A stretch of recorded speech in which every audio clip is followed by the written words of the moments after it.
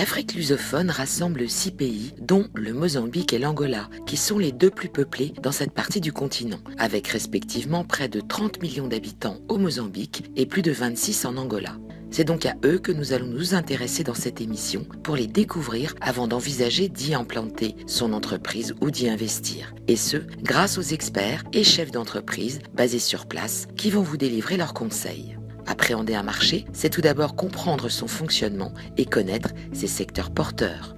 Alors il est vrai que pour les pays lusophones, on pense souvent à l'Angola et au Mozambique, notamment du fait de leur richesse en hydrocarbures, mais on oublie souvent qu'il y a d'autres secteurs, notamment comme le secteur agricole et touristique, qui sont de forts potentiels d'investissement et qui méritent d'être développés à court terme. On le voit donc ici, la rente, tant pour l'Angola que pour le Mozambique, sont les hydrocarbures. Pour autant, chaque pays a sa spécialité. Ainsi, pour le premier, et on le sait, c'est le pétrole, et de grands groupes à l'image de Total y sont déjà bien implantés. Le Mozambique, quant à lui, mise sur une autre énergie. Pour ce qui concerne le Mozambique, on est dans une situation un peu différente, un peu décalée si j'ose dire. La rente, elle n'est pas pétrolière, elle est gazière. Et le problème, c'est que les gisements de gaz ne sont pas encore exploités. On a détecté des gros gisements de gaz dans le nord du pays, à Pemba. Donc ils sont en train de commencer l'exploitation. Elle n'a pas commencé de façon opérationnelle, mais toutes les études, toutes les décisions donc, ont été engagées. Le processus est en cours. Donc il y a un grand potentiel, le Mozambique, grâce au gaz. Grand potentiel également au niveau touristique. Le pays est superbe. Ainsi, des secteurs comme ceux dans le domaine de l'agriculture, des énergies renouvelables, de la téléphonie méritent d'être développés et constituent l'attractivité de ces marchés, car ils peuvent garantir des retombées et des retours sur investissement considérables. D'ailleurs, à ce titre, ces 2 pays proposent des incitations. Le climat des affaires en Afrique lusophone est assez favorable pour attirer les investisseurs. La particularité de ces pays est qu'ils disposent tous de lois sur les investissements. C'est-à-dire qu'afin de développer leur économie, ils ont légiféré dans des secteurs assez particuliers, dans le secteur du tourisme, dans le secteur du pétrole et dans le secteur des télécommunications et d'autres, qui sont assez spécifiques dès lors que l'investisseur est étranger. Donc il bénéficiera entre 5 et 10 ans d'exonération fiscale, d'exonération douanière, tout cela pour permettre de les encourager à venir s'implanter dans ces pays de manière sereine et aussi de protéger leur patrimoine. Pour commencer à envisager un investissement tant au Mozambique qu'en Angola, il vous faudra bien sûr tout d'abord aborder la question du visa. Donc pour obtenir ce visa, il vous faut une lettre d'invitation d'une société, il vous faut la preuve que vous avez des ressources et un billet d'avion aller-retour. Donc sur base de ça, vous pouvez obtenir un visa assez rapidement, en 24 heures ou en une semaine en fonction de ce que vous êtes disposé à payer en termes de taxes d'urgence. Ensuite, lorsque vous êtes établi, il vous faut ce qu'on appelle un visa de travail. Donc il faut que votre contrat de travail soit reconnu au niveau du ministère du Travail et de l'Économie.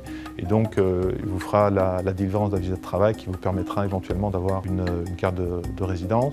Le sujet pour les résidents de nationalité non portugaise, la durée en fait, du visa de travail est limitée à 1 an, renouvelable, mais à 1 an, tandis que si vous êtes de nationalité portugaise, la durée du visa de travail est de 3 ans. Jusque-là, donc, de simples formalités à accomplir, et hormis la langue portugaise qu'il sera recommandé de maîtriser pour mieux évoluer dans le monde des affaires lusophones, certaines difficultés seront à considérer avant de réaliser tout investissement sur place, et ce, plus spécifiquement en Angola. Des difficultés diverses et variées, depuis des problèmes d'infrastructure où on était face à des manques de réseaux télécoms, manque d'accès à l'eau, à l'électricité, donc qui sont quand même au fil du temps, quand je regarde entre 2008 et 2017, là, fortement améliorés. Après, il y a le fait d'acter une décision, donc d'être certain de se retrouver derrière et en face de la personne qui va vraiment prendre la décision. Il y a souvent pas mal d'écrans et pas mal de personnes intermédiaires qu'on rencontre en fait, au long du chemin. Donc vraiment être certain qu'un oui veut dire un oui sur un projet avec un budget derrière. La troisième chose, c'est évidemment s'assurer qu'il y a du budget. Donc c'est pas tellement la réalisation du projet en soi, c'est être certain de pouvoir de facturer, d'encaisser et puis surtout de pouvoir sortir les devises. Et ça, en Angola, c'était une thématique qui était moins importante en 2007-2008 et qui est maintenant un gros problème et qui limite fortement le développement du pays. Au Mozambique, le problème n'est pas aussi flagrant. On peut exporter des devises, mais à condition de bien respecter les règlements de la Banque centrale. Cette exportation sera alors limitée, mais elle n'est pas difficile. S'implanter dans les pays lusophones, c'est aussi maîtriser le code des affaires. Et là, nos investisseurs français devront également respecter quelques règles du jeu. Les méthodes de marketing ne sont pas du tout les mêmes que chez nous. On travaille beaucoup plus encore ce qu'on appellera en Europe à l'ancienne, en démarchage personnel, en contact personnel, en rencontre finalement. Et il y a fort peu de structures qui permettent de nous développer sur le plan marketing pour faire des mailings, des bases de données, tout ça, on a du mal à en trouver. Donc il faut directement engager quelqu'un qui fera du démarchage personnel comme on le faisait il y a 30 ans en France. On allait faire du porte-à-porte en gros. On le voit ici, un code des affaires donc principalement axé sur l'échange, le face-à-face, jusqu'à ce que la confiance s'instaure. Il est également fortement recommandé de se faire accompagner par un conseil local qui pourra notamment aider l'investisseur à pénétrer des cercles influents comme ceux des généraux en Angola, une particularité de ce pays que ne connaissent pas les autres pays lusophones. Bref, hormis les difficultés relevant de l'exportation des devises pour l'Angola, des infrastructures et du code dans les affaires, s'implanter ou investir dans les pays lusophones réclame certes du temps, mais aussi de l'énergie pour créer et animer son réseau. Mais de nombreuses opportunités sont à exploiter.